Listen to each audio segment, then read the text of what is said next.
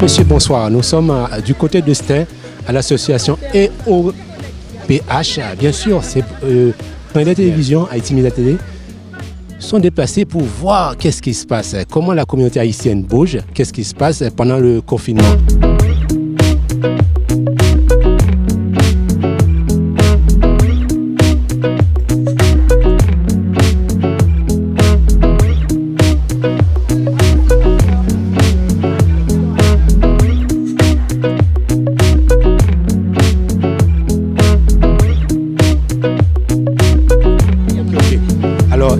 J'ai avec moi Marie-Joseph, bien sûr, lors de cette grande journée barbecue où les Haïtiens essaient de s'organiser, de remettre la vie, de relancer le commerce, relancer parce que vous savez, avec cette pandémie, eh bien, beaucoup de choses sont bloquées depuis les 3 mois. Eh bien, ils essaient de relancer tous les week-ends à Paris. Eh bien, c'est ça. C'est après-midi barbecue, les gens essaient de communiquer, de venir se rencontrer pour relancer les activités artistiques, médiatiques. Alors, j'ai avec moi Madame Marie, c'est ça? Bonsoir, le clin d'œil télé, dans Haïti pour l'avenir, à Stein.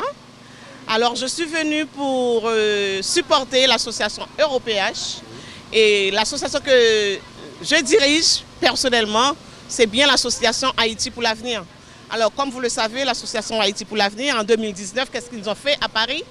Et l'association Haïti pour l'avenir avait invité l'équipe football grenadière. Les joueuses professionnelles étaient sur Stein, bien sûr. Alors, pour faire habituer la population et concernant du confinement, alors on est obligé de faire de temps en temps des petits trucs parce que le Covid-19, c'est pas fini, mais il faut quand même faire habituer les gens. Comme vous le voyez, je suis avec mon conseiller et de l'association. Alors, je le laisse la parole pour lui présenter. Monsieur Patrick. Alors oui, bonjour. Clin d'œil télé. Une zone très importante dans la communauté haïtienne de France. C'est tout à fait normal. Très bien, très bien. Pour l'association Haïti pour l'avenir, c'est une association qui devait être là pour encadrer, faire un certain nombre de choses en Haïti.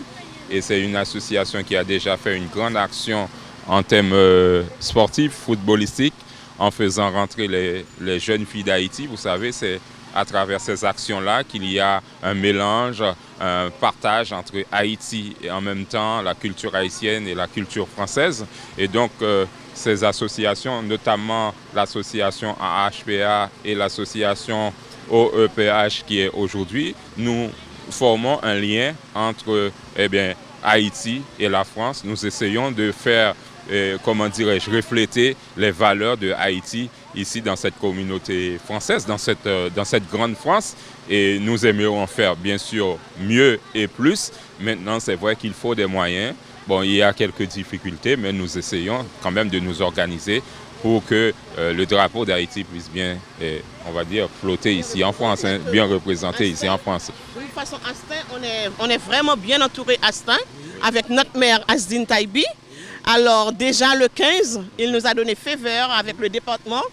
On va faire un grand programme, là qu'il va avoir un plateau d'artistes et aussi un grand Didier.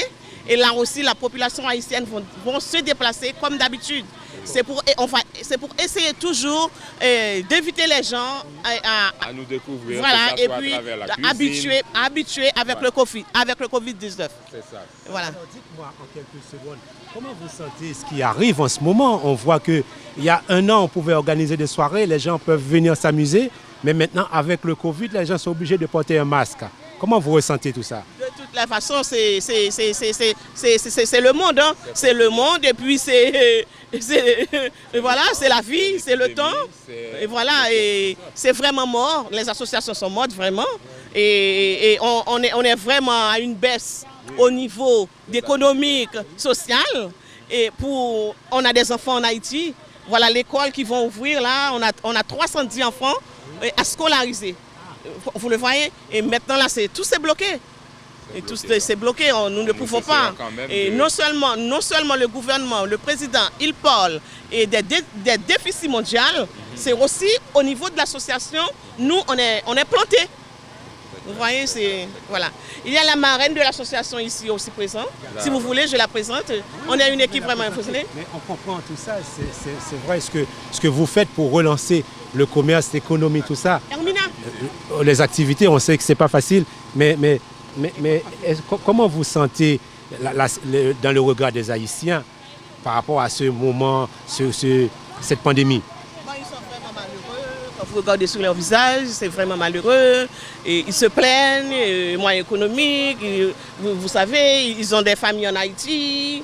Et il y a une grande différence. C'est pas évident. C'est pas évident. Donc oui, j'ai un très grand projet pour Haïti. Et alors, nous aimerions que les associations puissent se rapprocher de nous pour qu'on puisse mettre en place ce projet. Ce projet consiste à réclamer, parce que vous savez, les choses ne vont pas très bien en Haïti, que ce soit au niveau économique, que ce soit au niveau social, mais je dirais même surtout au niveau politique, parce que vous savez, dans une nation, ce sont les têtes qui dirigent les choses, qui organisent les choses. Et nous pensons qu'il y a quelque chose à faire en Haïti, puisque nous remarquons que les choses vont de pire en pire. Et au final, il faudrait qu'on puisse trouver une solution. Et donc, nous sommes en train, en ce moment, de réfléchir à proposer à la fois aux associations, aux organisations politiques en Haïti, qu'on puisse faire une conférence nationale souveraine dans ce pays.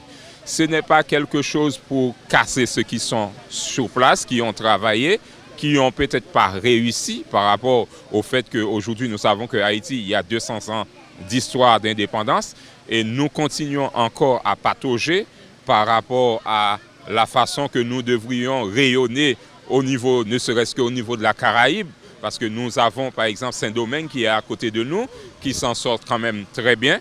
Et nous pensons que l'heure est arrivée, l'heure est venue pour que nous les Haïtiens, que ce soit avec les associations, que ce soit avec les partis politiques, que ce soit avec les entreprises haïtiennes qui sont dans la diaspora et aussi en Haïti, qu'on commence à faire un projet commun, à ne pas nous canarder ou bien nous diviser à travers les initiatives, mais à commencer à nous unifier au niveau de nos initiatives pour faire en sorte qu'on puisse créer un nouveau projet de société pour Haïti, pour que Haïti puisse voir de nouveaux jours, puisque nous savons que si rien n'est fait, eh bien, le pays ne fera que plonger de plus en plus, surtout qu'aujourd'hui, nous sommes aussi dans un contexte de Covid-19, de coronavirus, et les choses vont encore de pire en pire en Haïti, parce que le pays était déjà à genoux, mais avec le Covid, vous voyez, même les associations, on a du mal à relancer, à faire en sorte que les membres viennent pour pouvoir cotiser et aider les enfants en Haïti. Donc les choses vont aller très très lentement. Je pense que c'est aussi une occasion de commencer à voir comment on fait pour réorganiser politiquement la nation haïtienne, pour qu'on commence aussi à avoir une nation aussi rayonnante. Il y a des actions à mener.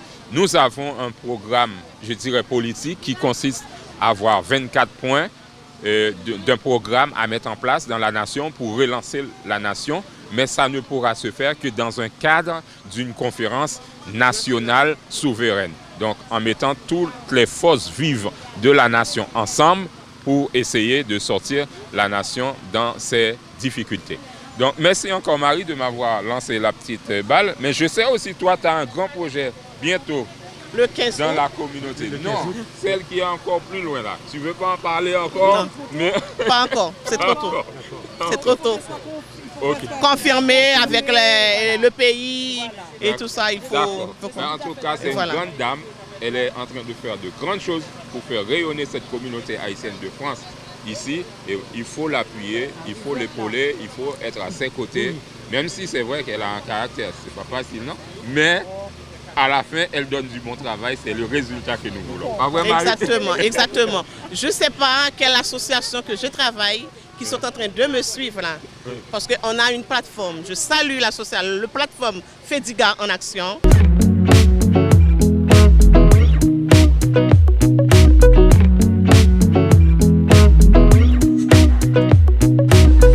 Merci. Elle est là aujourd'hui. Bonsoir Emila. Bonsoir Ven, ça va? Ben, on est le 1er août, voilà. Ben, ce que je fais, ben, je viens pour exposer, j'ai un stand de, comment dire, des tasses, aimer la musique, voilà. Je suis de retour, voilà, après 4 ans d'absence, voilà, dans la musique haïtienne, voilà. Après 4 ans d'absence, pour vous, les fans, vous connaissez bien Émile la musique. On le voyait souvent au Zénith, à côté de Tabou Combo, les stars qui venaient faire leur soirée en France. Et puis, elles vendaient les CD, son disquaire, tout ça. Et maintenant, plus de CD. Alors, qu'est-ce que vous faites en ce moment? Maintenant, il n'y a plus de CD. Bon, c'est pour ça que j'ai créé ça, tu vois, les tasses, là, tout ça. Bon, il n'y aura pas que les tasses. Bon, c'est un truc que j'appelle les Mila Collection. Voilà, que j'aurai un peu de tout, des parasols, comment dire, serviettes de bain, des porte-clés, tout ça, tout ce que les gens, qui pourrait servir les gens, quoi, tu vois. Mais bon, et je suis la représentante aussi des Gabel ici à Paris. Bon. Du groupe Gabel? Gabel, voilà. Bah, comme tu sais déjà, j'ai fait pas mal de groupes ici, System Ban, Disciple, tout ça. Bon, maintenant, je suis avec Gabel pour mon retour. Bon, j'avais programmé une soirée pour le 23 mai. Bon, comme tout le monde le sait, avec le truc de confinement, tout ça, comment on dit ça? Bon, je dis reporter ça, mais je sais pas pour quand, mais bon. Je suis de retour dans le milieu pour pouvoir faire avancer les choses. C'est pas évident, c'est pas facile, mais bon. On est obligé de faire les choses, on n'a pas le choix, quoi. Mais bon, c'est compliqué, voilà.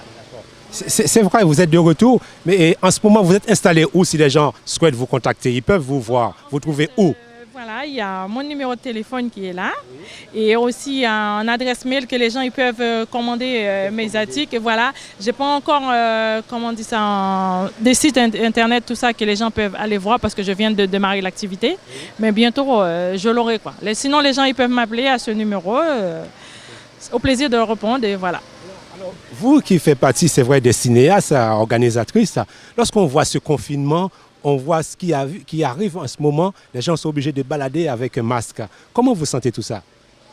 Bon, on n'a pas le choix. Ben, ce qui arrive, bon, on dit est-ce que ça vient de Dieu ou ça vient de je sais pas où, mais bon, la maladie, il est là, tu vois, on est obligé d'apporter un masque. Ben, c'est vrai, là, je ne l'ai pas. Bon, pardon, mais bon, normalement, je devrais l'avoir parce que c'est obligatoire. Mais bon, qu'est-ce que tu veux, c'est comme ça. Bon, on vit avec, mais c'est vrai, c'est quelque chose qui n'est... C'est pas facile, quoi, de vivre avec ça, mais c'est comme ça, hein, on n'a pas le choix, quoi, mais bon, c'est pas évident. On voit, c'est difficile, c'est dur. On va au milieu artistique en France. Ça fait plusieurs mois, ça fait 3 mois de confinement. Les aéroports sont encore toujours bloqués. Au milieu artistique, les artistes ne peuvent pas voyager. Tout ça, c'est un peu bloqué, tout ça. Alors, qu'est-ce que vous pensez? Est-ce que vous aurez une idée qui pourrait relancer ce milieu? Oh, bon, tout autant qu'il y a le confinement, on ne peut rien faire puisqu'on doit regrouper pour pouvoir faire des soirées. Le regroupement, c'est interdit, alors on attend, on ne sait pas quand est-ce que ça va repartir. Mais bon, mais c'est quelque chose qui nous embête quand même, surtout moi, ce que j'ai fait. Mais alors, ça, vraiment, ça me bloque, quoi. Mais bon, on n'a pas le choix, on est obligé de faire avec, c'est comme ça. Voilà, on attend que ça repart, quoi. Mais ça doit repartir quand même, on ne sait pas. Mais bon, mais ça va repartir quand même. On garde l'espoir, ça fait vivre, voilà. L'espoir, ça fait vivre, c'est un peu difficile parce qu'il y a beaucoup de chômeurs, beaucoup de gens qui attendent. Beaucoup de même, ça tue beaucoup de choses, des restaurants qui sont fermés, beaucoup de magasins, tout ça, mais bon, mais... des pertes d'emploi, tout ça, c'est pas évident de vivre avec tout ça, mais c'est comme ça, ça arrive, hein, qu'est-ce que tu veux, on n'a pas le choix de tout ça, voilà. On n'a pas le choix, Alors maintenant, vous reprenez, c'est vrai, bon, vous vendez plus de CD, mais vous allez, une fois le confinement sera fini, on va dire peut-être d'ici 2021, les gens pourraient vous revoir, vous retrouver. Oui, bon, comme je vous ai dit, j'avais déjà programmé Gabel pour le 23 mai qui vient de passer là. Bon, j'ai reporté ça, mais je ne sais pas pour quand. Tu vois, mais normalement, dès que c'est fini le confinement, tout ça, l'avion peut voler parce que tu sais, les gens ils viennent des États-Unis, tout ça. Alors, tout ça, on attend, quoi. Mais ça va revenir. Voilà, je garde l'espoir. J'aime ça, OK? Ok, alors pour finir, un petit mot de la fin, qu'est-ce que vous souhaitez dire à tous ces fans qui achetaient vos CD et maintenant qui vont vous retrouver, qui vont venir vous encourager avec vos collections de musique, Émile la musique. Alors je rappelle, c'est une marque déposée, Émile la musique. Alors venez il faut aller acheter. Ça fait 13 ans depuis que je suis dans le milieu quand même. Hein. Mais bon, c'est vrai, il n'y a plus de CD maintenant. Bah, comme je dis, j'ai créé ça, c'est pour pouvoir remplacer les CD. Bon, apparemment, les gens, ils ont bien aimé, tu vois.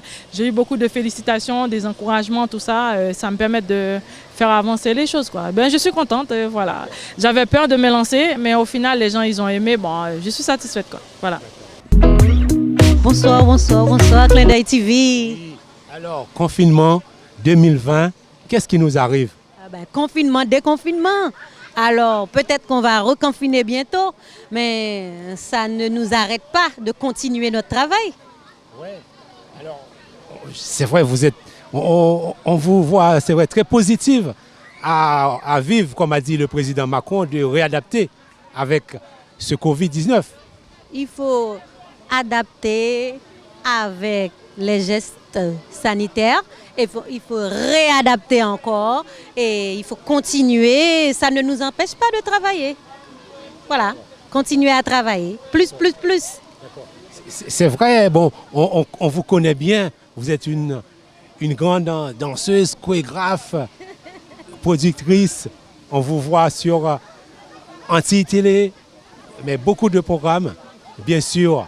Alors, quels sont les projets à venir pour Cousin Lacaille, étant donné que c'est une grande association emblématique du peuple haïtien?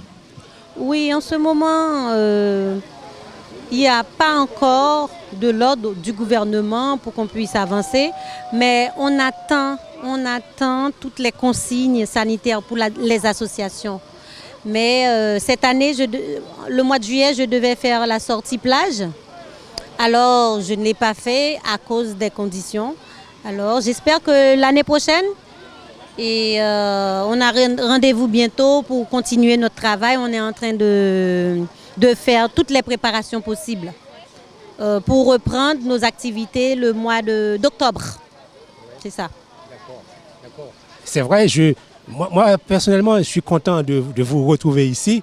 On sait très bien que ce n'est pas facile comme productrice, mais comment vous faites? Vous organisez, vous faites plein de choses. Comment vous faites pour tenir, pour assumer pendant tout ce temps-là? Mais non, pour l'instant, on est en suspens. Tout est arrêté. Tout est arrêté parce que on n'a pas encore l'ordre du gouvernement, comme je viens de dire. Mais on attend. On va reprendre bientôt. D'accord. À partir du mois d'octobre, l'association va continuer. L'association va continuer à tourner d'ici le mois d'octobre. Oui, d'ici le mois d'octobre. Ce serait bon. On attend la rentrée déjà. Après la rentrée, on reprend nos activités. Alors, on sait très bien, tous ces artistes qui travaillent avec vous, des danseuses, chorégraphes, à cause de ça, les gens vous adorent. Mais comment vous faites pour arriver à faire travailler tous ces gens ensemble? Il faut avoir la tête et le courage. Et mon organisation avec les membres adhérents, dès qu'on est ensemble, je partage les tâches. Dans toutes les réunions, je partage les tâches. C'est ça qui est plus important. Parce que si on ne partage pas les tâches, moi-même toute seule, je ne peux pas faire. Ça porte le nom association. C'est des activités associatives. Quand on a des adhérents et puis telle personne va faire ci, telle personne va faire ça, on a les membres du bureau aussi. C'est comme ça on s'organise. S'il n'y a pas une bonne organisation, le travail ne sera pas fait. C'est très bien. On voit très bien, vous faites tout ça, vous arrivez à tenir, gérer les gens, arriver à faire travailler tous ces gens ensemble. Surtout, c'est vrai. Ce n'est pas facile du tout. Mais avec une bonne organisation, voilà, ce serait bien. Encore félicitations, comme on dit en créole, chapeau bas. Franchement, pour moi, c'est un honneur pour moi de vous avoir, de vous interviewer. Parce que tout le monde connaît, c'est vrai, les clips qui font danser beaucoup de gens. Ah ben oui, Cousin Lacaille, c'est l'emblème, les gens attendent toujours. Et c'est bien le clip Carnaval. Et c'est bien tous ces... Oui, Pour diable pour Haïti, mais pour diable. Regarde tout ce qui se passe en ce moment, tout ce qu'on peut dire pour diable. Nous, les diasporas, c'est pour diable. Oui. Voilà. Oui, c'est vrai, c'est pour diable. C'est un mot qui suscite beaucoup de recherches. Mais mais comment vous avez pu avoir cette vocation de podiable C'est d'après tout ce qui se passe en Haïti et quand je vais là-bas et tout, il y a, comme je ne suis pas dans la politique, et moi je ramène mon soutien, je fais tout ce que je peux pour ramener tout ce que je peux avec nos adhérents et tout, mais ce n'est pas facile pour les gens qui vivent là-bas. Franchement, c'est pas facile. C'est pour ça que j'ai dit podiable et en plus que je travaille pour donner un coup de main aux gens que notre association est en train d'aider actuellement. D'accord. Je comprends, vous faites tout ça, mais en fin de compte, au niveau d'Haïti, vous ne trouvez pas de synchronisation, ils n'arrivent pas, vous attendez pas à l'accueil que vous souhaitez, quoi. Non, j'ai été... L'organisation du pays. J'ai été toujours bien accueillie, mais l'organisation du pays me déplaît. Ouais. D'accord. Et pourtant, la diaspora aide beaucoup les Haïtiens en Haïti. Oui, la diaspora, mais la diaspora haïtienne de France travaille beaucoup pour améliorer certaines choses. Mais les Haïtiens, quand on arrive avec certaines choses, la plupart, ils ne se contentent pas vraiment de ce qu'on fait.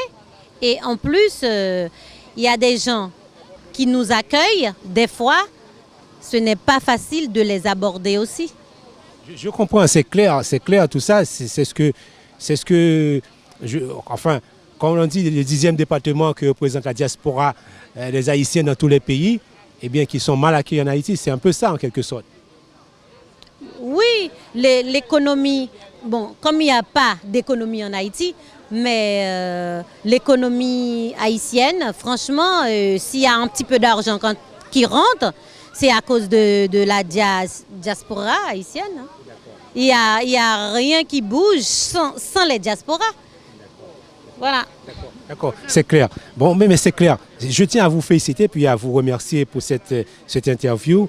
Et puis, je tiens à féliciter tous ces gens qui travaillent avec vous aussi, parce que vous êtes l'emblème, c'est vrai, de cette communauté, l'emblème du peuple haïtien. Ce que vous faites, vous donnez l'exemple. Bon, et tout ça, on voit tout ça, mais un petit mot de la fin. Qu'est-ce que vous souhaitez dire à tous ces gens qui vous aiment, qui vous adorent, qui souhaiteraient des fois même vous entendre un petit bonjour? Je travaille et je travaillerai encore pour leur faire plaisir. C'est pour ça que je suis là, pour aider l'association EOPH avec quelques membres adhérents de l'association. C'est pour faire la solidarité, pour donner un coup de main à cette association. Moi, je participe avec toutes les associations haïtiennes de France. Voilà, moi, j'ai pas de préférence. C'est Haïti, je suis là. Voilà. Félicitations, merci beaucoup. Je ne vais pas user de votre temps parce que nous, personnellement, on est très contents. Clin d'œil Télévision vous adore et vous aime beaucoup. Vous soutiendrez toujours dans ce que vous faites. Eh bien, merci Clin d'œil TV et à on le voit. Et je souhaite dédier à toutes et à tous les amis. Nous sommes tous les Haïtiens, surtout qui vivent en France. Il faut toujours prendre des précautions. Et puis, il faut sortir aussi. Il faut sortir avec le moyen des précautions, les gestes des barrières et supporter toutes les associations qui font un travail pour Haïti. Il faut tous les supporter parce que au jour d'aujourd'hui, Haïti compte sur nous, la France. Non seulement Haïti compte sur nous, la France, Haïti compte spécialement sur les diasporas haïtiens. C'est nous qui devons porter quelque chose pour faire un changement en Haïti. C'est ça que je souhaite, que toutes les diasporas de France, partout ailleurs, supporter les uns les autres, toutes les associations qui travaillent. Moi, je suis président de l'association et je suis en train de construire une école en Haïti pour les enfants démunis d'Haïti. Et l'association EOPH font pareil. Alors, il faut que tous les Haïtiens aller supporter toutes les associations qui font un travail social. Alors, on voit c'est vrai, en ce 2020, c'est difficile, après 3 mois de confinement, la communauté, le peuple, il y a beaucoup de commerces qui ont du mal à se lancer. Alors, qu'est-ce que vous souhaitez dire pour que les gens, les artistes, les gens puissent se lancer dans le commerce? Oui, surtout pour les artistes qui n'étaient pas sortis après 3 mois de confinement. Je souhaite avec tous les Haïtiens toujours pour sortir, pour supporter les artistes. Quand il y a une manifestation, une fête, une balle quelconque, il faut que nous allons supporter les artistes.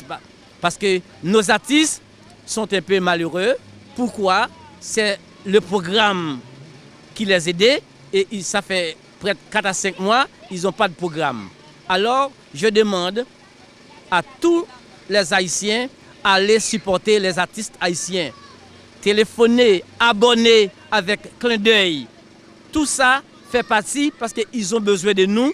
Alors, je souhaite pour que nous sommes tous ensemble, main dans la main, pour qu'on avance comme les Haïtiens qui ont besoin de l'union. Avec l'union, on va avancer vers l'avant. Prochainement, vous allez avoir, monsieur, mon invitation avec une manifestation que je vais faire. Et surtout, il y a beaucoup d'entre nous qui ne sont pas. J'ai lancé un SOS avec tous les Haïtiens pour sortir, pour supporter les associations qui font un travail colossal pour supporter Haïti. Merci, monsieur Venn, pour votre compréhension. Merci de m'avoir accordé quelques mots à votre télévision. Et je salue toutes et tous qui regardent la télévision. Et je vous demande de brancher aussi, pour supporter cette télévision, pour qu'il avance vers l'avant. Vous êtes venu soutenir l'association FOPH. Oui, parce que nous, on a une association aussi. On sait ce que c'est, les temps sont durs, donc on se supporte tous les uns les autres, au moins pour que les gens réussissent. C'est pas facile. Lorsque vous voyez ce confinement, 3 mois après, le déconfinement, mais peut-être une deuxième vague, alors qu'est-ce que vous souhaitez dire aux gens? Écoutez, j'espère qu'il n'y aura pas de deuxième confinement parce que nous, on est dans un milieu artistique, par exemple. Aujourd'hui, rien ne bouge, tout est figé. Tous les événementiels sont bloqués, donc les artistes sont à l'arrêt. Ceux qui ont un peu les moyens arrivent à faire des shows par internet et autres pour la télé et autres, mais ça devient très très compliqué. Et donc on arrive à organiser des barbecues, on arrive à organiser des choses comme ça pour que les associations tiennent avec un peu de fonds, quoi. Voilà. C'est pas facile, c'est pas facile. On voit que, qu'est-ce que vous pensez, vous? Est-ce que les gens doivent essayer de vivre, revivre ou réadapter à vivre? On sera obligé de vivre. Mais on est obligé de vivre avec les gestes barrières parce que c'est un virus qui est très fort, mutant, d'après ce qu'on entend par les scientifiques. Et moi, c'est mon avis aussi, je pense que ce virus, il ne partira pas tant qu'il n'y aura pas un vaccin pour le combattre. Donc on en est condamné à porter des masques, à être à distance d'1 mètre les uns des autres, jusqu'au jour où il y a un vaccin qui va apparaître, quoi. C'est dur, hein, ce qui nous arrive. Oui, c'est très dur, c'est très dur. Mais vous savez, c'est nous qui avons forgé ce monde. Hein. D'après vous, nous, dans le monde occidental, que ce soit en Europe, les Américains, on a consommé, on pollue et tout ça, et ça nous tombe dessus maintenant, quoi. Hein. Voilà. Et la Chine, on leur a donné les moyens. Aujourd'hui, c'est un pays qui est très riche, hein, parce qu'il y a beaucoup, ils sont plus d'1 milliard d'habitants. Il y a beaucoup de riches là-bas. Et pour que les Occidentaux, les Américains et les autres vivent, on leur vend du matériel. On a été leur vendre un laboratoire. Mais est-ce qu'on leur a appris à s'en servir? C'est là la question. Ils ont sûrement des bons ingénieurs, des bons praticiens, des bons soignants, mais ils font des erreurs et puis c'est comme ça que ça arrive. Donc La mondialisation, c'est bien, mais il faut la faire avec beaucoup d'attention. Beaucoup d'attention. Mais d'après vous, est-ce que cela aurait pu être évité? Par exemple, quand la France a vendu ce laboratoire à la Chine là, et que ce virus serait sorti de là, donc c'est qu'il y a eu une faute quelque part. Pardon. Donc ça peut être évité, je vous dis, quand on fait la mondialisation, elle doit être faite, mais il faut la faire avec beaucoup d'attention, surtout quand ça met en péril la vie des gens. D'accord, c'est vrai. Je comprends votre psychologie sur les choses, c'est que l'erreur a été faite, mais bon, personne ne veut reconnaître l'erreur, et maintenant tout le monde paye. Bien sûr, mais ça, il n'y a jamais personne qui reconnaîtra, parce que c'est les guerres de grands continents, et on ne peut pas accuser l'un, accuser l'autre, etc. Sinon, c'est la guerre qui commence. Hein. Ça me revient, ça me fait penser à un vieux proverbe qui dit qu'on ne peut pas tout avoir. Ça veut dire que la Chine, cela fait longtemps que les gens disent que la Chine serait la première puissance mondiale. Mais vous croyez, vous, qu'il sera la première puissance mondiale? Bien sûr. Économiquement, ils y sont maintenant. Oui, ils y sont, mais au point de vue scientifique, ils n'ont pas la capacité. Ils n'auront jamais. Non, mais ils achètent les scientifiques européens, les scientifiques américains. Ils achètent la technologie, ils la copient. Oui, mais ils la copient très mal. Oui, mais ils prennent chez eux des gens qui payent très fort pour l'améliorer et ils vont y arriver, hein, croyez-moi. Enfin, bon, on peut toujours croire, mais bon, je ne pense pas parce que sinon la Chine serait beaucoup plus loin que ça. Non, mais ils vont y arriver, ça va prendre du temps, mais ils vont y arriver. En fait, quand on voit tout ça, c'est vrai, c'est triste de voir tout ça, que si ce laboratoire, c'est vrai, là-bas, s'il était en bon état, eh bien tout ça ne serait pas produit. Oui, tout à fait, avec une bonne formation des gens qui utilisent tout le matériel. Et ça viendra. Aujourd'hui, ils sont en train de se déconfiner, et j'ai l'impression qu'ils réussissent mieux que nous, le déconfinement. Parce qu'ils sont sérieux, ils ont des gens à leur tête qui sont très durs. C'est-à-dire que quand on met un pan entier de ville en confinement, les gens ils bougent pas, sinon il y a l'armée dans la rue et ils vont jusqu'à tirer. Et donc ils réussissent à sortir de la pandémie mieux que nous. Je ne sais pas votre psychologie, mais il faut se rappeler que la Chine n'est pas du tout la France. Et puis, il n'y a pas de démocratie là-bas. Il y a beaucoup de choses qui ne sont pas très comparables. Oui, je sais, mais il y a des gens... vous savez, on veut imposer la démocratie partout. Mais est-ce que c'est la bonne solution? Il y a des pays où la démocratie, ça ne marche pas. Hein. Regardez ce qui se passe, je n'irai pas plus loin qu'en Libye. Kadhafi n'est plus là. Autant de Kadhafi, les Libyens, ils avaient l'air très heureux, ils étaient heureux. Et aujourd'hui, c'est le foutoir complet. Vous avez raison, c'est vrai. Là-dessus, j'ai rien dit. Pas plus loin qu'ici, on est en Haïti. Est-ce que vous pensez que la démocratie, ça marche? Vous avez encore raison, c'est vrai, oui, sur ce point, oui. Donc, il faudrait un président qui soit dur, qui a un peu la poigne, et qui donne du bon à son peuple, et puis que les gens soient unis derrière lui. Aujourd'hui, dès qu'il y a un petit truc qui ne va pas, tout le monde est dans la rue, il n'y a pas d'unité, c'est grave. Tant qu'il n'y aura pas d'unité, ce pays ne se relèvera pas. Hein. D'accord. C'est bien, félicitations, M. Beat. Je pense que la leçon est passée, les gens vont comprendre vraiment la réalité des choses avec ce temps. Qu'est-ce qu'il faut faire et puis avoir un peu de bon sens pour développer les choses. Avec, on va dire, ce déconfinement, les gens doivent réadapter, réapprendre à vivre. C'est ça? Exactement. Pour le moment, on vit avec les gestes barrières de manière à ne pas se contaminer les uns les autres. Et puis, je vous dis, il faut attendre qu'il y ait un vaccin qui arrive à mettre ce virus par terre. Quoi. Sans vaccin, d'après vous, il n'y aura pas de solution? Non, ça n'a pas l'air de prendre le chemin. Hein. On voit dès qu'il y a des endroits, dès qu'il y a des réunions, dès que les gens sont près des autres, paf, d'un seul coup, il y a des foyers qui renaissent. Donc ça veut dire que le virus, il circule, il est là, et il n'est pas parti. Oui, mais je vous comprends. Le virus, il a été créé apparemment. Il vient d'un laboratoire. Mais tout ce qui crée, d'après la nature, automatiquement, avec un temps, ça part. La nature reprend là. Oui, mais celui-là, il part pas. Voilà. Il part pas. C'est pas une petite grippe, hein. Malheureusement. D'accord. Ça incite que les gens puissent, il faut que les gens fassent plus attention. Oui, tout à fait, tout à fait.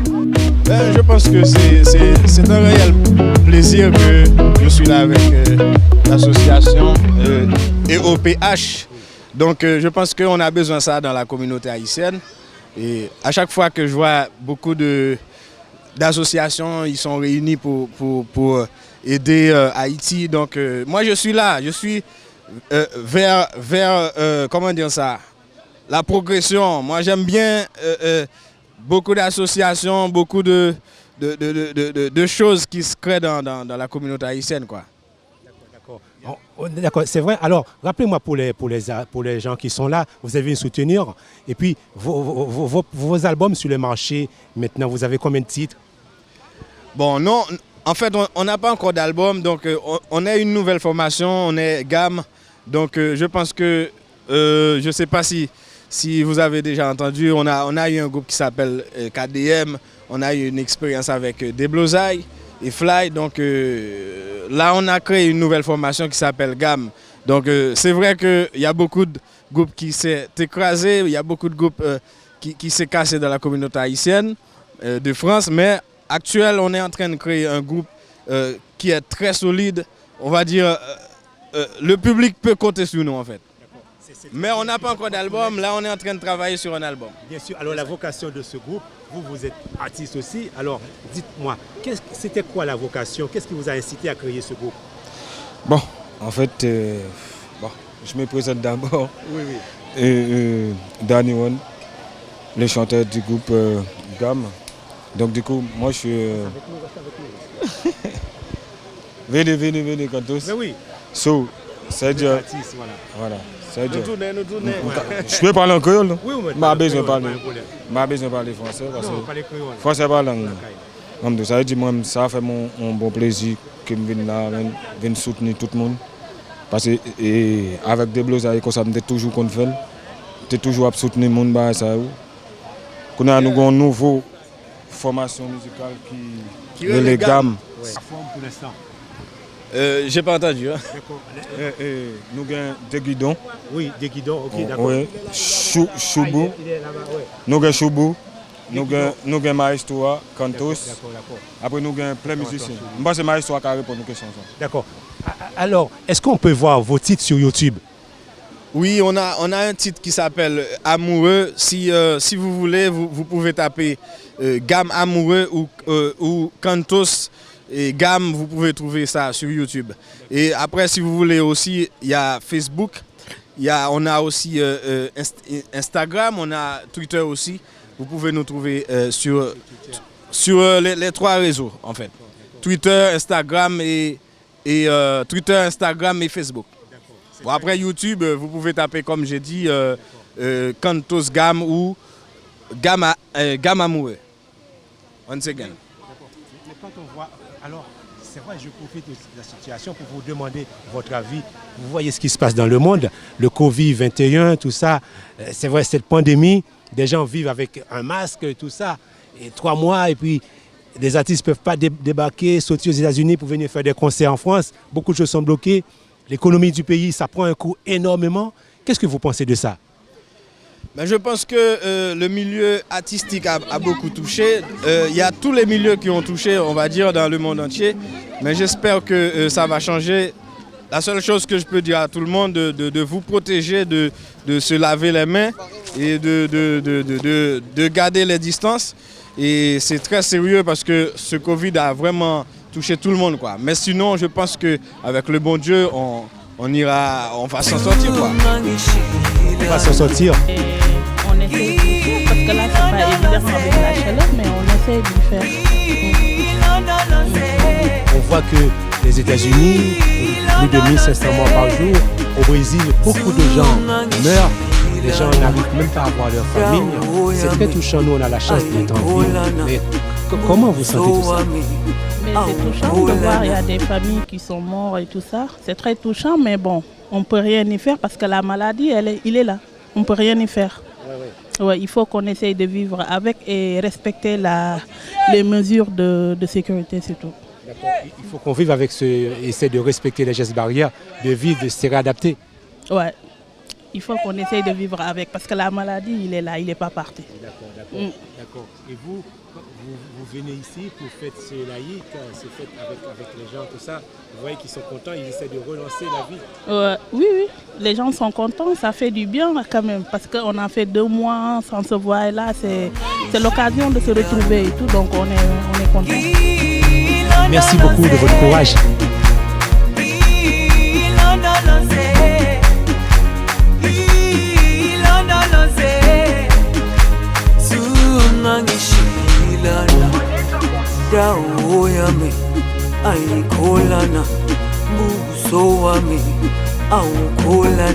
C'est le but. Comme vous venez de voir, il y a plein de gens. Alors j'ai Villa avec moi. Bonsoir Villa. Bonsoir, bonsoir. Alors c'est un grand plaisir pour nous de vous avoir. Alors parlez-moi de votre association. Mon association, du coup je vais laisser là-bas. Il va parler de l'association. Vas-y. Alors monsieur, parle-moi de cette association. L'association Famille Je Vous Aime, comme le nom le dit, famille c'est avec en majuscule et avec S, et il regroupe un groupe de personnes. On travaille avec les jeunes, nos publics c'est les jeunes.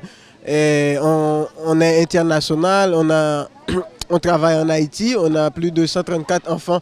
On paie la scolarisation de ces 134 enfants.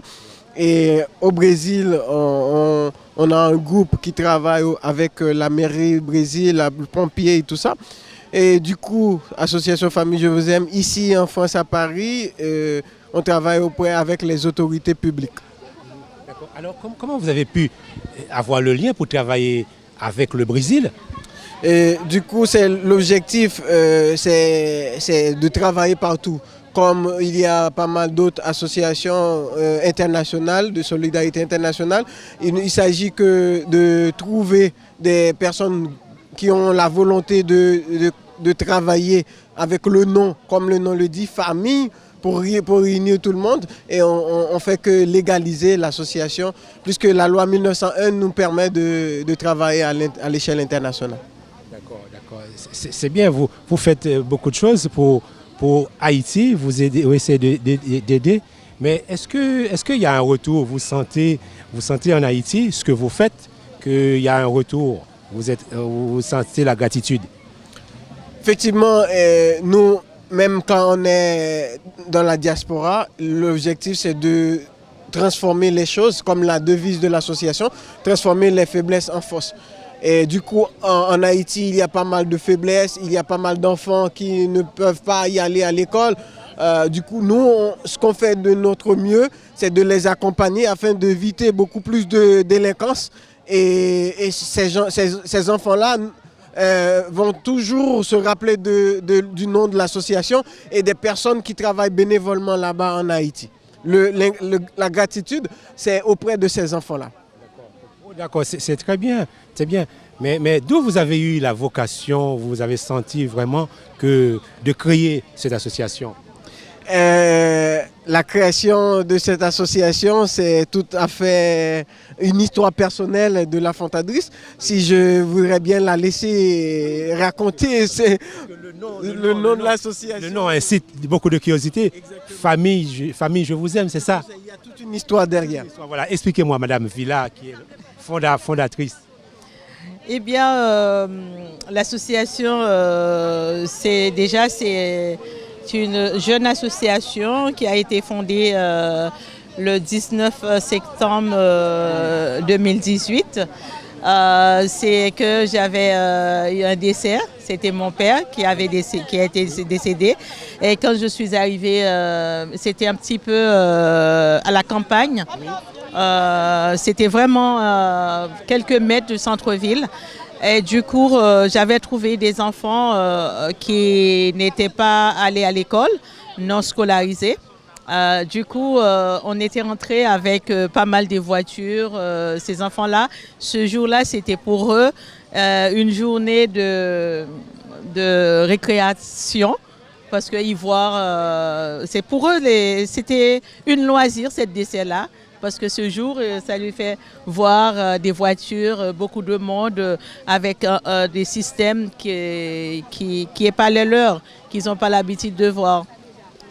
Et c'est là que je me suis pris conscience et regardé tous ces enfants-là. Et moi, je suis aussi d'origine de cet endroit-là. Ça veut dire que j'ai un lien avec tous ces enfants-là, un lien famille, un lien parenté. Et là, c'est là que j'ai dit merci à Dieu déjà que j'ai pu avoir mes enfants en France, que mes enfants puissent avoir une autre vie que celle de ces enfants-là. Et quand je suis arrivée en France, et là j'ai posé la question comment je peux aider ces enfants-là. Et c'est là que je me suis posé la question comment faire. J'ai créé cette association pour les aider. Et quand j'ai créé l'association, c'est là aussi j'ai posé la question. J'ai dit il n'y a pas que ces enfants-là qui ont des problèmes.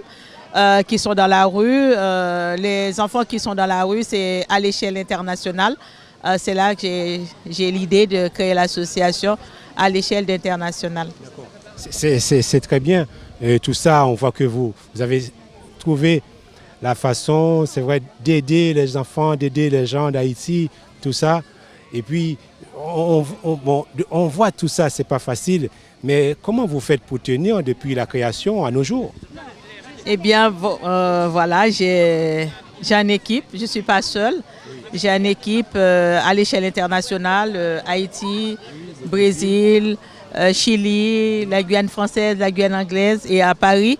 Voilà, nous ne sommes pas seuls, il y a toute une équipe qui... Tout ce qui circule à travers tout ce pays, mais comment vous arrivez à faire la synchronisation pour travailler, vous organiser des programmes? Oui, on a utilisé des programmes, par exemple, de travailler avec des Zooms, avec les réseaux sociaux qui nous permet de faciliter les tâches, qu'on peut travailler facilement ensemble. L'idée de travailler avec cette équipe-là, c'est que d'abord, c'est comme je disais, ce sont des personnes bénévoles qui ont la volonté d'aider les enfants. Ce sont des Haïtiens ou étrangers qui partagent l'idée et la vision de Famille José et de Vous Aime, qui est aider les autres. Et comme le nom le dit, Famille Je Vous Aime. Ce sont des bénévoles. Tout ce qu'on fait, c'est à travers de ces bénévoles-là. Toutes nos équipes sont des personnes bénévoles qui partagent, qui donnent de leurs moyens financiers et économiques pour avancer avec l'association Famille Je Vous Aime. Regarde ce que je fais.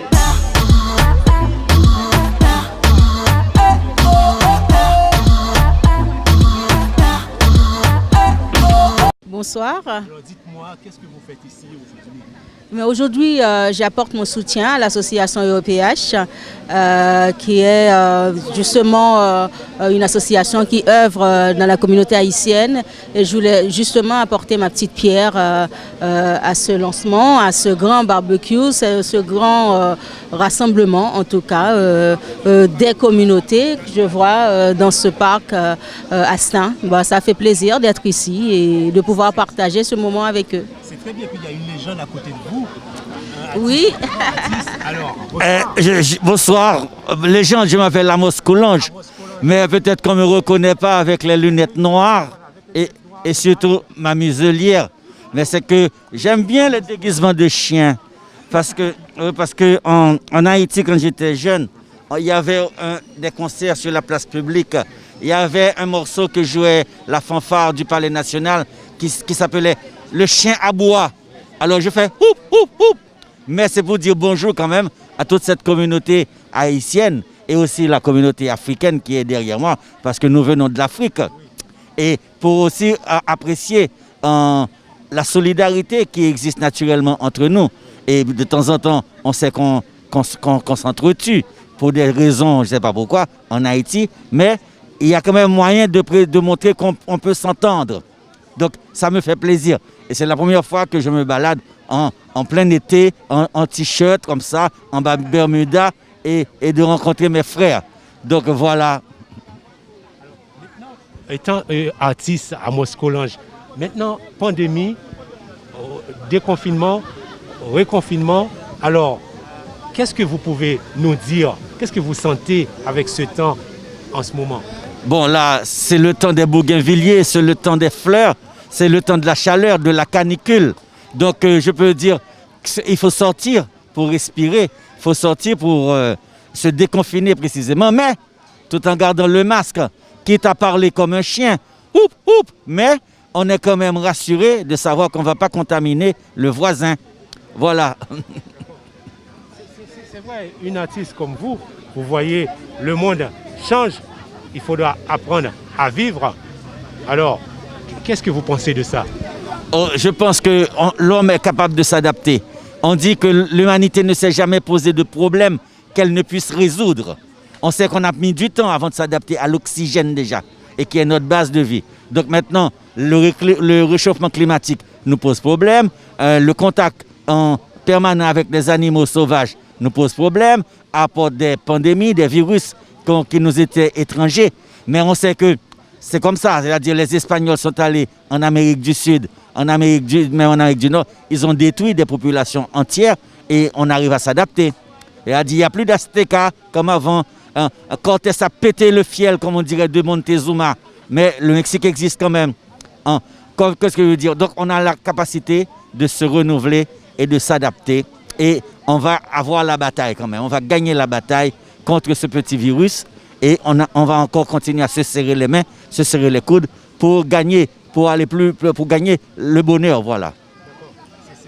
C'est très bien, Monsieur Amos Coulanges, parce que je tiens à vous féliciter pour ce que vous faites. Vous donnez des moments de plaisir aux gens, vous arrivez à les faire oublier leurs problèmes. Bon, l'art c'est fait pour ça.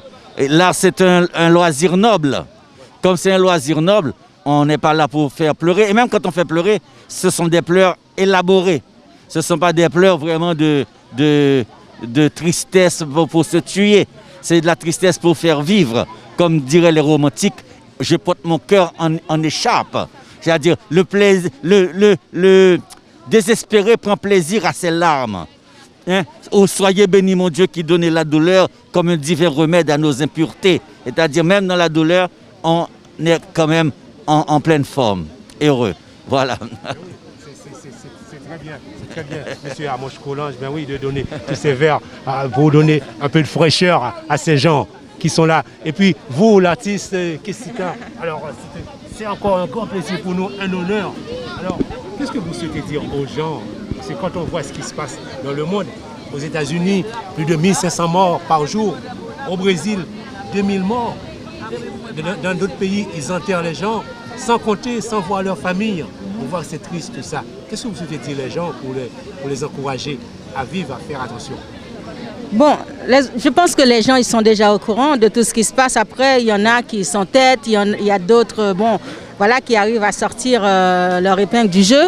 Et le but, c'est vraiment d'essayer de protéger les autres, en même temps de nous protéger. Donc on respecte les consignes données par les gouvernements. On essaye de continuer à partager des moments de bonheur, tout en évitant justement à faire n'importe quoi.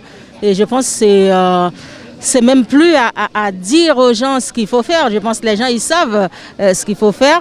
Maintenant, c'est de leur expliquer, de leur faire comprendre que la vie est ainsi faite, qu'il y a des moments d'échange entre la nature, les hommes, les animaux, etc., qu'il faut savoir s'y prendre et de faire de ces moments-là, de créer ces moments de bonheur. Parce que le bonheur, ça n'existe pas si qu'on n'arrive pas justement à les créer. Ce n'est pas un moment où on dit, voilà, ça arrive comme ça, sans vraiment laisser le champ à ce petit, ce petit rapport-là. D'après vous, on est en 2020, mais est-ce que vous pensez on va en 2021, bientôt, est-ce qu'on aura la vie naturelle comme on l'avait avant? On aura la vie. Après, comme on l'avait avant, on ne sait pas, mais on aura toujours la vie. La vie a toujours existé avant et ça existera après, tout comme la mort. Et donc c'est ça, c'est les deux frères qui marchent et on sait qu'on est là pour vivre et aussi qu'on est là pour mourir. Et donc il y aura toujours la vie. Bon, moi, je pense à partir d'autres penseurs. Les penseurs pensent que la vie ne va pas être comme avant. Il va y avoir quand même des réticences et il y a certaines questions qui vont se poser. Comme par exemple les questions sur les médicaments, le vaccin. Est-ce que c'est bien de se vacciner? Est-ce que c'est bien aussi de mettre tout sur la foi? Parce que la foi, on a vu un prêtre, un pape qui faisait la messe tout seul.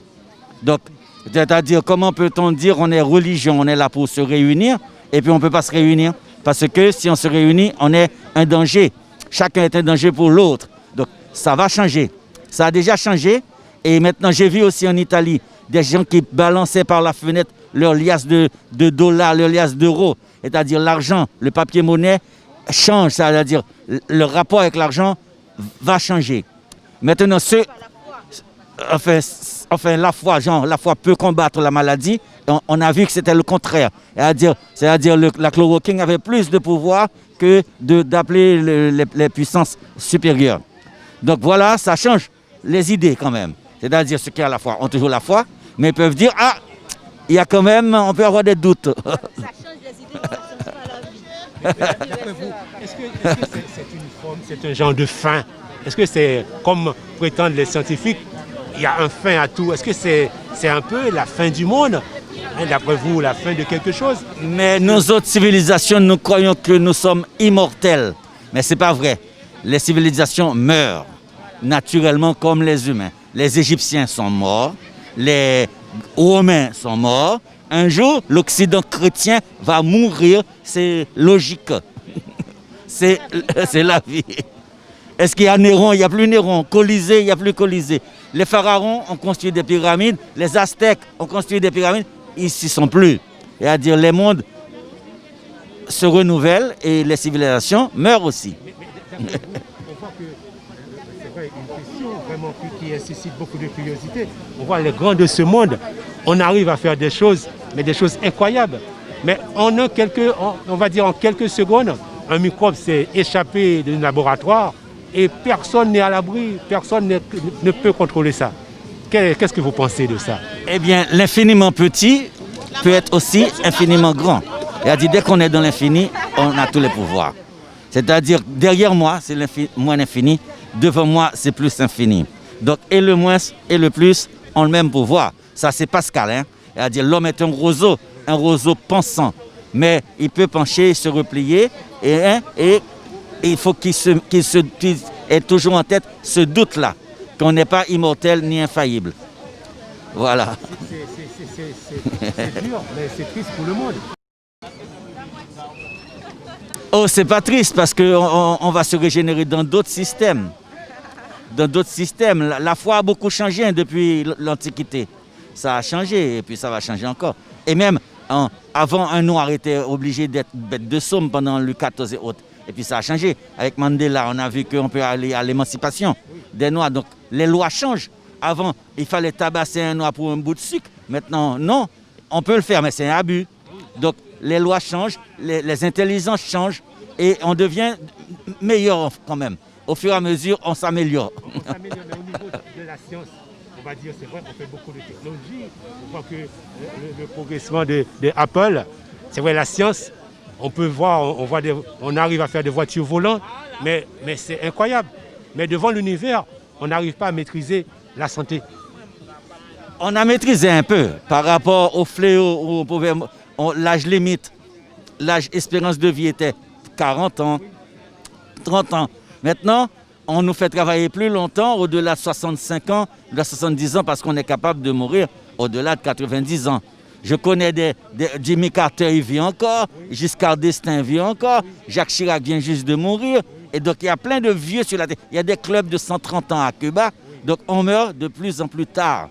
Parce que la science, les vaccins, ont fait leur progrès. Mais quand même, on apporte aussi des maladies qui sont complètement mortelles, comme le sida, maintenant le coronavirus et d'autres maladies, le stress. Et les guerres aussi font tuer des gens. Mais il y a de moins en moins de guerres. Tout cela, ça fait partie du monde. Ça fait partie du monde, oui. Cette création qu'on fait, est-ce que ces inventions-là ne vont pas nous détruire? Oh, peut-être, parce qu'il suffit d'appuyer sur un petit bouton rouge à un seul moment pour que la bombe nucléaire éclate et pète la moitié de la planète. Donc, en une seconde, on peut mourir. Lorsqu'on voit, on sait très bien ce qui s'est passé, l'histoire du coronavirus. Donc, les Français ont vendu, c'est vrai, ce laboratoire aux Chinois qui n'ont pas pu bien gérer cette situation. Et maintenant, l'erreur, tout le monde est en train de payer pour ça. Qu'est-ce que vous pensez de ça? Bon, on a toujours appris que la science est une arme à deux tranchants. Il y a un tranchant qui est là pour sauver l'humanité et l'autre tranchant qui est là pour la détruire. Mais les deux tranchants sont utiles quand même. C'est comme quand on parle des mystères, on parle de Dieu, mais on parle aussi de Satan, parce que si Dieu n'existait pas, Satan n'existait pas non plus. Donc les deux marchent ensemble. La science donne des solutions et la science aussi donne aussi des problèmes pour quand on ne sait pas manier. C'est-à-dire quand on joue à l'apprenti sorcier. On retourne vers vous comme artiste légendaire. C'est d'où vous trouvez l'inspiration pour faire des gens rire, c'est vrai, dire des choses, tous ces trucs-là que les gens adorent écouter des fois, qui vont souvent pour regarder, pour écouter. Bon, ma spécialité, c'est la guitare classique, le concert et aussi la direction chorale.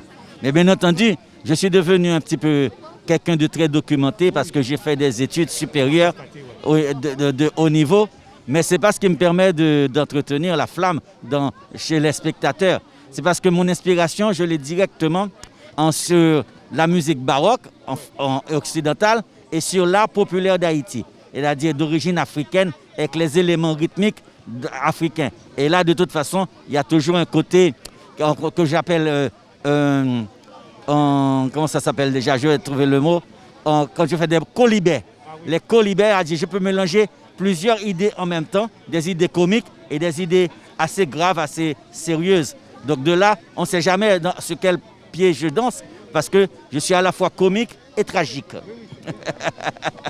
très bien, on voit tout ça. C'est très bien, on voit tout ça. Ça donne un autre côté dans la culture haïtienne. Oh bon, non, c'est-à-dire, je ne suis pas le seul à pratiquer ce style d'art en m'inspirant des origines, des éléments, des matériaux de la musique en créole et d'origine africaine. Il y en a une tonne, mais ce n'est pas tout le temps dans les médias. Par exemple, je peux citer des noms comme Carmen Bois, Justin Elie, Yégué Robert, Saint-Onge. Il y en a plein. Micheline Denis maintenant, on sort plein de photos d'elle, qui est une grande virtuose. Donc il y a une tonne, mais ils ne sont pas dans les médias, ni dans la sauce pour faire marcher les dancing et les balles, mais ils existent et ils font un travail de longue haleine. Et ils ne crèvent pas la faim pour autant. Félicitations. Et puis, bien sûr, alors Kessita, on revient vers vous pour vous féliciter parce que vous faites beaucoup de danse, chorégraphe. Oh, pas vraiment, parce que moi, je suis plus dans la gestion justement d'événementiel. Donc, je fais beaucoup de rencontres artistiques. J'invite des gens. Je m'occupe de festival Son Croisé Créole à Paris, où j'invite de grands artistes haïtiens à se produire sur scène. Et avec mon association ASA, qui est une association qui œuvre vraiment dans l'événementiel pour les artistes et avec les artistes, puisqu'on est en train de créer une chaîne d'artistes et avec justement des instruments par rapport à leur fabrication et de voir comment les intégrer dans toutes les sociétés. Voilà. Si je comprends bien,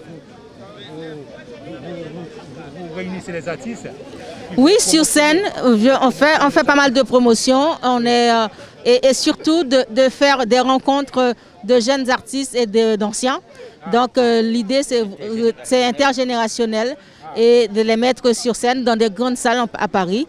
Et la première édition a eu lieu au Cabaret Sauvage l'été dernier, qui s'appelle Son Croisé Créole, où j'ai eu l'opportunité de présenter plusieurs artistes de la Caraïbe, et non pas que d'Haïti, mais c'était des artistes créolophones, où vraiment on a pu présenter un programme assez riche. Voilà. Et votre prochain programme, ce sera pour quand? Là, pour l'instant, j'organise des rencontres de poésie musicale et aussi une spécialité Free Thai Live, que j'organise à Sevran. La première édition a eu lieu dimanche 26 et le prochain, ce sera le dimanche 23 août à Sevran. Free Thai Night Live. C'est-à-dire c'est une soirée de Free Thai, un plat qui existe en Haïti, hein, qui est en direct, ce n'est pas des préparations de la veille.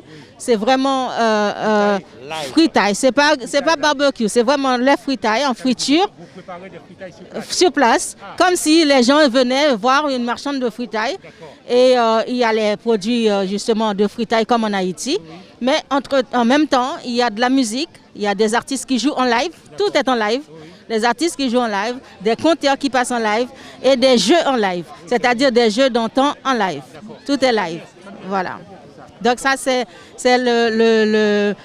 on va dire le concept qui est actuellement proposé par l'association avec une jeune dame qui s'appelle Myrlise Lavo, qui est aussi coordonnatrice de cette rencontre-là. En tout cas, pour l'instant, pendant l'été, et puis on verra ce que ça va donner. Et là, ça a une belle, un bon début, et on espère que ça va durer assez longtemps. Voilà.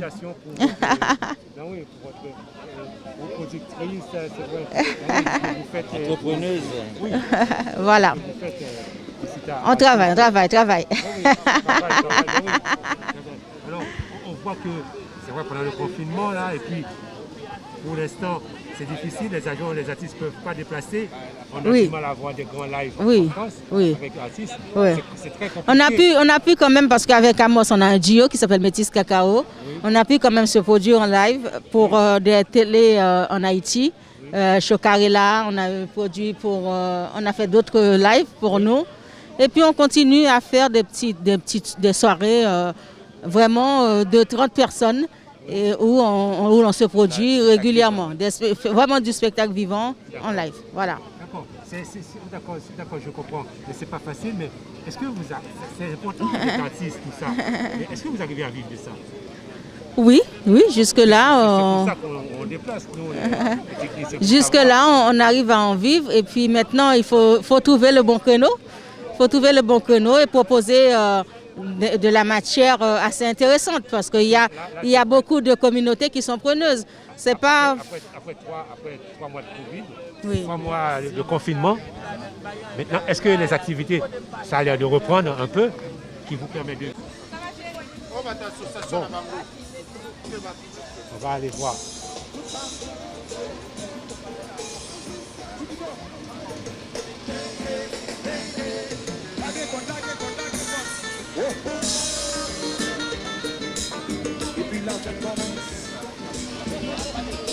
Bonsoir. Ça a l'air de reprendre. Maintenant, ça a été difficile pendant cette pandémie. Mais bon, il faut garder l'espoir. Et puis, une fois qu'on a fait aussi un travail de longue haleine, c'est-à-dire que nos musiques sont écrites et déposées. Et donc, du coup, une fois que c'est déposé, il y a la SACEM qui soutient les artistes, etc.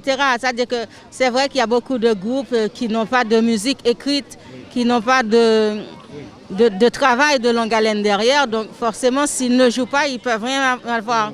Mais nous, on a quand même fait un travail d'édition derrière. Donc, ce qui aide beaucoup. Bon, d'accord. Pour Haïti, qu'est-ce que vous souhaitez dire aux Haïtiens qui vous adorent tous les jours, qui vont sur Internet pour écouter ce que vous faites?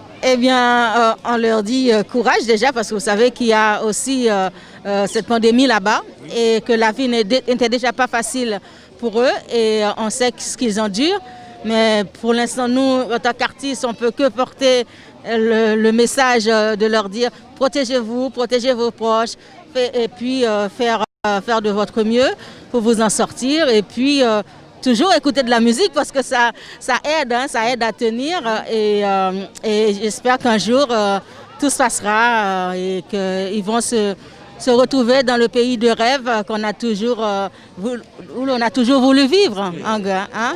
C'est surtout ça. Hein? Merci beaucoup. Merci à vous. Merci, artiste.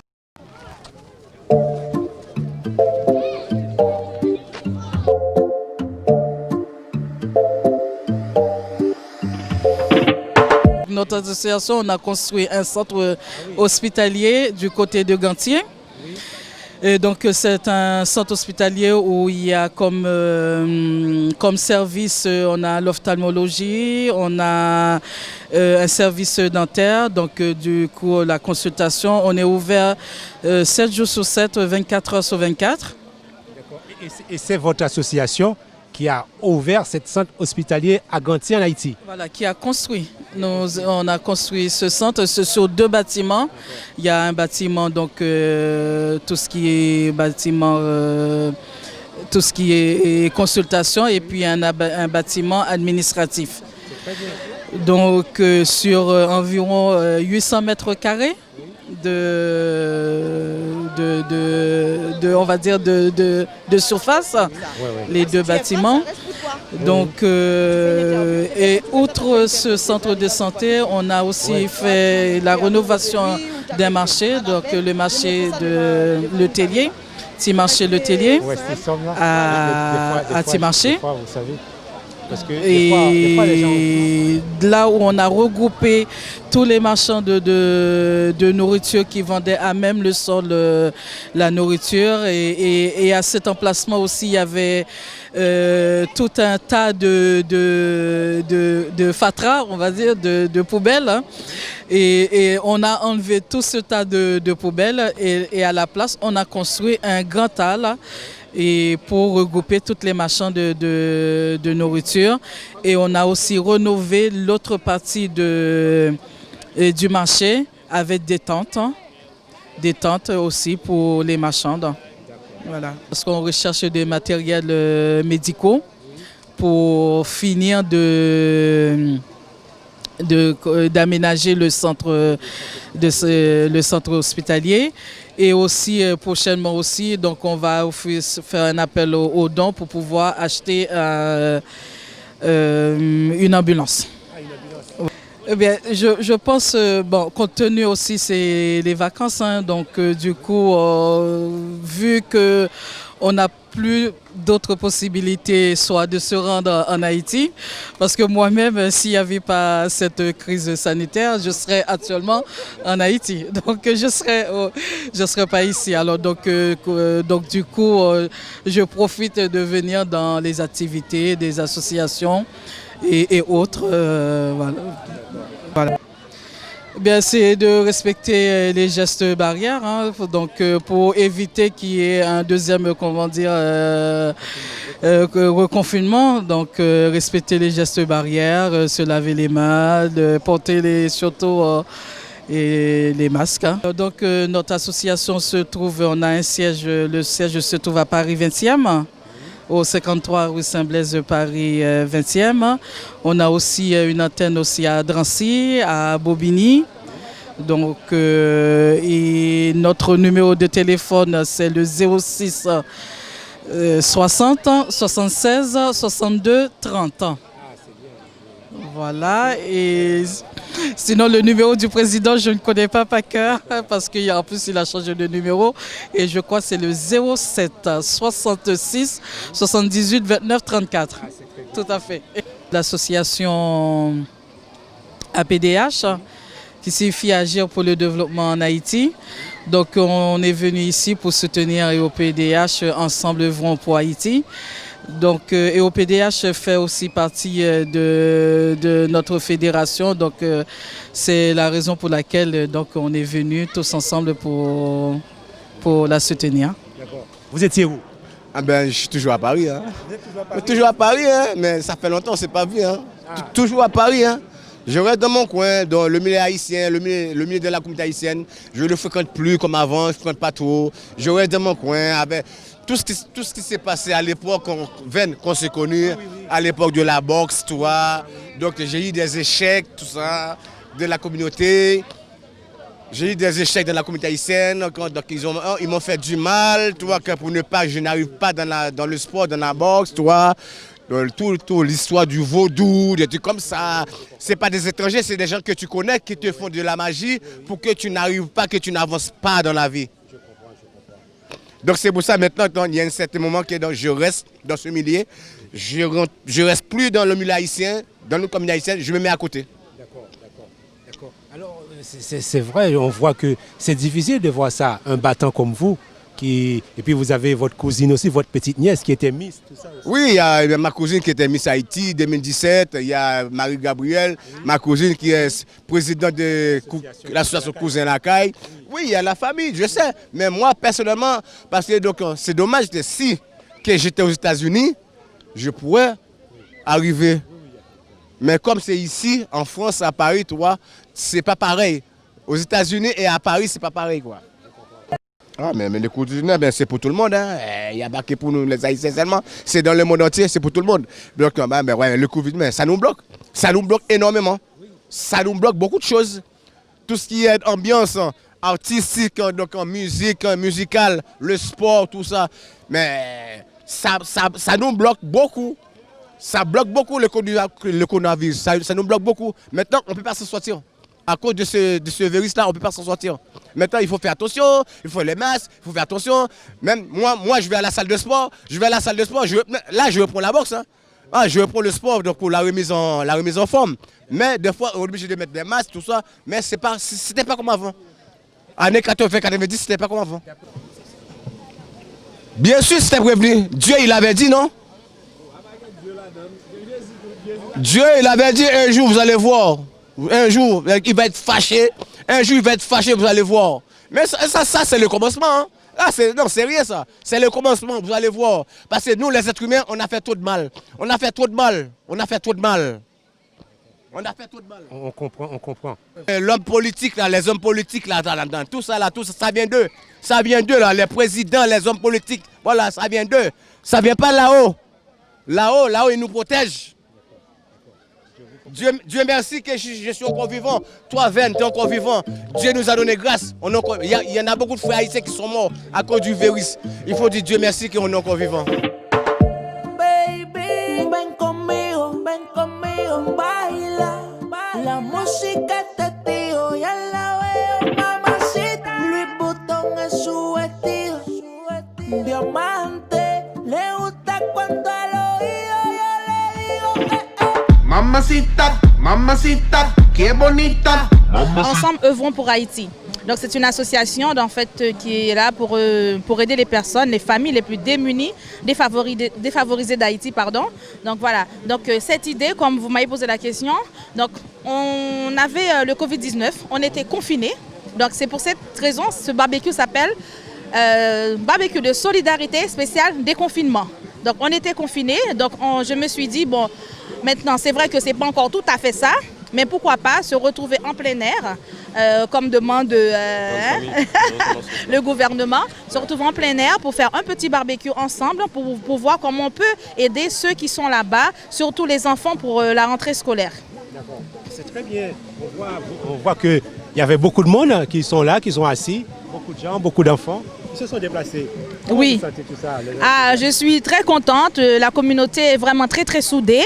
Donc bon, je suis heureuse. Voilà. Eh bien c'est ainsi. Voilà, je tiens à vous remercier. Puis nous, on était venus voir Clair de Télévision, voir est-ce que la communauté haïtienne est solidaire, avance malgré cette pandémie. Eh bien, on voit que la vie continue. Et on tient à féliciter, à remercier des gens comme vous qui essaient de rendre les gens forts. Bien sûr. Oui, moi aussi, merci encore à tout le monde qui était là. Donc voilà, c'est vrai que ça a commencé très tôt. Maintenant, je pense qu'on est à la fin. Et ça s'est très bien passé. On a une grande communauté, on est très soudés. C'est pour cette raison que ça s'appelle aujourd'hui, bien sûr, j'ai choisi le nom, barbecue de solidarité. Donc voilà, on est solidaires, on est là ensemble, spécial de déconfinement. Donc ça m'a fait très plaisir. Merci à vous, merci d'être venus, merci de nous avoir interviewés. Et tous les gens qui sont là, bon, voilà, au nom de toute la communauté haïtienne de France, je vous remercie. Voilà. Ainsi, bon, s'achève notre émission aujourd'hui. Vous avez suivi tous ces reportages, interviews dont on a organisé, surtout pour voir les gens, comment ils étaient contents de sortir malgré cette pandémie. Eh bien, voilà, je vous remercie tous et je vous dis à très bientôt sur notre télévision Clin. Merci beaucoup, Madame Pascal. Merci à nos techniciens de Clin d'œil Télévision qui ont fait les dépassements. Et puis, à bientôt. Merci à vous tous. Merci. Baby, ven conmigo, baila. La música es testigo, ya la veo, mamacita. Louis Vuitton es su vestido. Diamante, le gusta cuando al oído yo le digo Mamacita, mamacita, qué bonita. Mamacita.